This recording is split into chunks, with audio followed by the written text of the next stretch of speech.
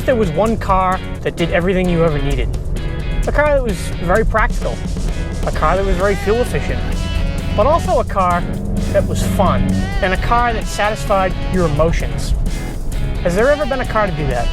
Well, ever since 1976, there has been, and today, it still exists. The Volkswagen Golf GTI has always filled that spot in the marketplace.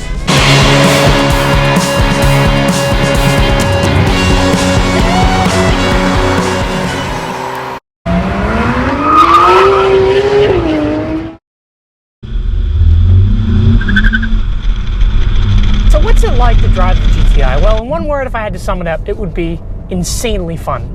Well, that's two words, but never mind. This car is unbelievably fun to drive. I mean, the GTI just has that, there's something about it when you drive it, and I can't really explain what it is, but it just lulls you into driving fast. So this is a GTI Sport. Now, the Sport is a trim level, and if you're getting a GTI, it has to be the Sport. Why? Well, the Sport is basically everything you want in a GTI. You get the performance pack, which is a must. You get the torque vectoring VAQ differential up front. Also, you get these plaid seats. And if you're going to get a GTI, it has to have plaid seats. That's just kind of a general rule. Also, the Sport has some other little styling touches that the other GTI doesn't have. So it's got the black mirror caps and the Nagaro wheels, which I like better than the standard Austin wheels that come with most of the GTIs. Styling is a very personal thing. However, I think the GTI is an excellent looking car. The red brake calipers and bigger wheels make this car look aggressive, but it isn't boy racer like the WRX. It fits in every situation. The interior in the GTI really is great, an excellent showcase of quality and style.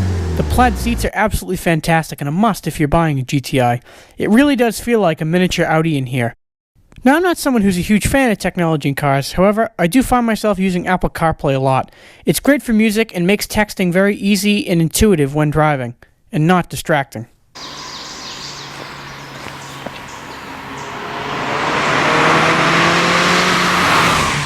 Now, the turbo lag in this car is a little bit more pronounced. The Mark 6 has a little bit more of a flat torque curve, whereas this car kind of has nothing.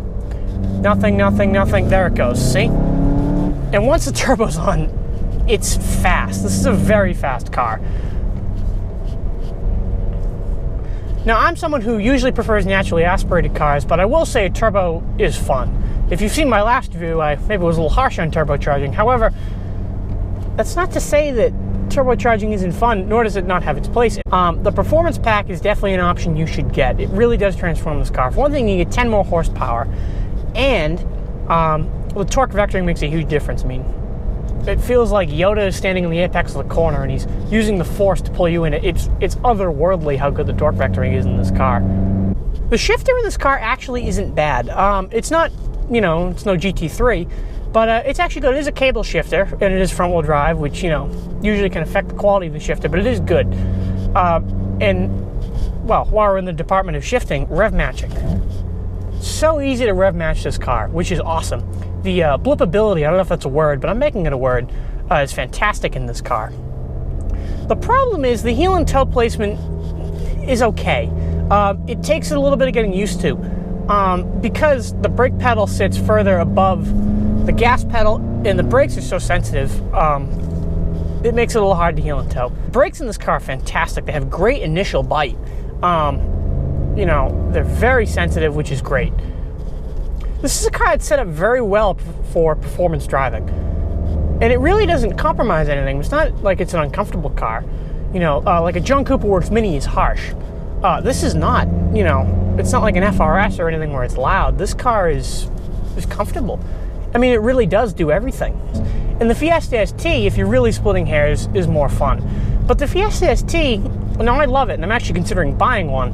However, it is a piece of crap. Whereas this car is nice. It's like an Audi in here. And Volkswagen has always done that. I mean, this car is a $27,000 car. It feels nicer than a $27,000 car. It's definitely nicer than the Fords of the world. In fact, Jeremy Clarkson owns one of these cars, which is actually a very big endorsement because he's someone who drives a lot of cars, a lot of special cars, but his daily is one of these. So this is the second long-term car that we have at Cars and Comments. We will be covering a lot of my 540 IM Sport, but we'll also be covering this car quite a bit. So what's to come on this car? Well, this car has a Dynon Sportronics piggyback tune on it, which gives it a little bit more power and torque and grunt, and there'll be a video kind of showcasing that. Also, obviously, we'll talk about how it does in the snow, because we live in New Hampshire, and if you'd like some, rally maneuvers in this car, that will be coming later this winter. But other than that, if we have reliability issues with it, anything interesting or video-worthy that happens with this car, we'll cover. This is a car that you should really consider. If you are in the 25 to 30 grand price range, in my opinion, this car is the best. Overall, the GTI has proven itself to be a fantastic all-rounder. It's amazingly fun to drive and packs better interior quality than its competitors. There isn't any task we've asked it to do that it hasn't done flawlessly. If you like this video, please subscribe. There's much more coming on the GTI, so stay tuned.